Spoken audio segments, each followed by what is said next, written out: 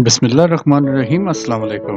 पाकिस्तान का मौक़िफ़ है कि जूनागढ़ और मनावदर हमेशा से इसका हिस्सा थे, क्योंकि जूनागढ़ के राजा ने तक़सीम हिंद के वक्त पाकिस्तान के साथ इल्हाक़ किया था, मगर इंडिया ने बज़ोर ताकत इस रियासत पर अपना कब्ज़ा जमा लिया। सन 1948 के बाद से ये इलाका इंडिया के पास है और यही वो जगह है जहाँ पर हिंदुओं का सोमनाथ मंदिर भी वाक़या है। स्क्रीन पर आपको एक डाक का टिकट दिखाया जा रहा है जो उस वक़्त जारी हुआ था जब जूनागढ़ रियासत को पाकिस्तान के साथ इल्हाक़ कर दिया गया था। इस खबर की डिटेल से आपको आगाह करते हैं, लेकिन उससे पहले हमारी गुजारिश है कि हमारे चैनल को सब्सक्राइब कीजिए, बेल आइकन पर क्लिक कीजिए ताकि हर नई आने वाली वीडियो से आपका राब्ता जुड़ा रहे।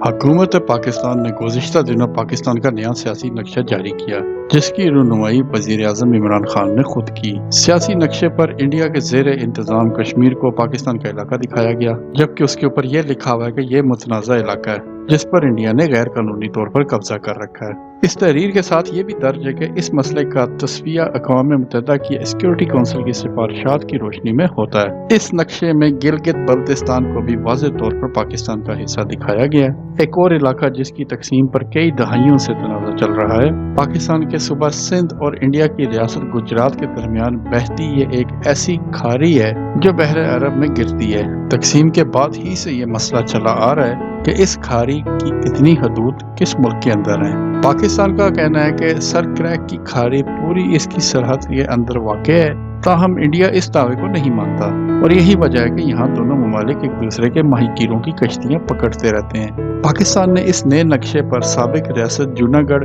और मनावदर को भी अपना हिस्सा दिखाया है। ये इलाके अब इंडिया की रियासत गुजरात का हिस्सा हैं और इनकी सरहदें पाकिस्तान से नहीं मिलती। वज़ीर-ए-आज़म इमरान खान के मशीर बराए कौमी सलामती मोईद यूसुफ का कहना था कि जूनागढ़ हमेशा से पाकिस्तान का हिस्सा था और नए नक्शे पर पाकिस्तान ने इसको अपना हिस्सा जाहिर किया है, जिसका मकसद अपनी पोजीशन वाज़े करना है। मोईद यूसुफ का यह भी कहना था कि नए नक्शे में पाकिस्तान ने कोई नया इलाका अपने इलाके में शामिल नहीं किया। इस इलाके पर इंडिया ने गैर कानूनी कब्जा जमाया था और इस पर कोई तनाज़ा नहीं होना चाहिए क्योंकि यह हमेशा से पाकिस्तान का हिस्सा है। मजीद उन्होंने ये कहा कि पाकिस्तान माजी में भी जूनागढ़ को नक्शे पर अपना हिस्सा दिखाता रहा है, तहम बाद में किसी वजह से पाकिस्तान के नक्शे से इसे निकाल दिया गया।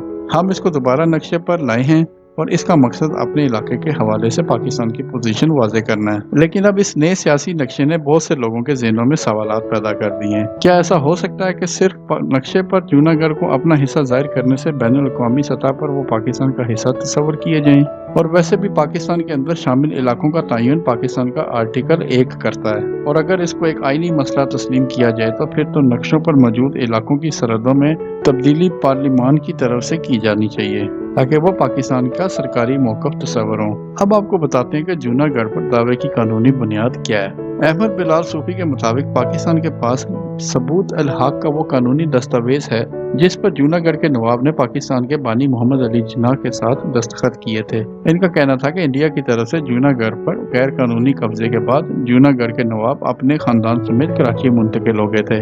नवाब साहब के नवासे अब भी जूनागढ़ के नवाब का ओहदा रखते हैं और साथ ही इन्होंने जूनागढ़ का वज़ीर-ए-आज़म या सीनियर वजीर भी मुकर्रर कर रखा है। नवाब के खानदान को पाकिस्तान की रियासत की तरफ से शाही वजीफा अब भी मिलता है और उनकी हैसियत पाकिस्तान में जूनागढ़ के जिला वतन हाकिम की सी है।